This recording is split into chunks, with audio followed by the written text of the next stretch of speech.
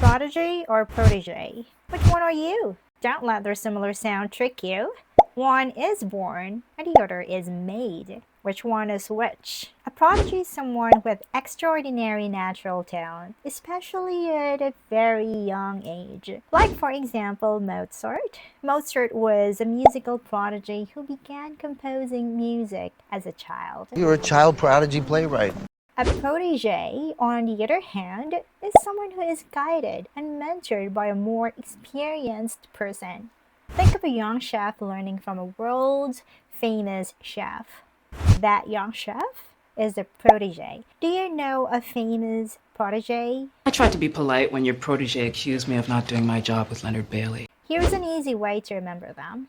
Prodigy, gifted or born with a talent. Protege, made or guided by a mentor. Let's practice more with following sentences. She became a chess prodigy at the age of 8. Everyone knew he was a math prodigy because he solved complex problems with ease. The rising tennis player is a coach's protege. She was the professor's protege throughout graduate school. Don't let confusing words confuse you. Subscribe for more.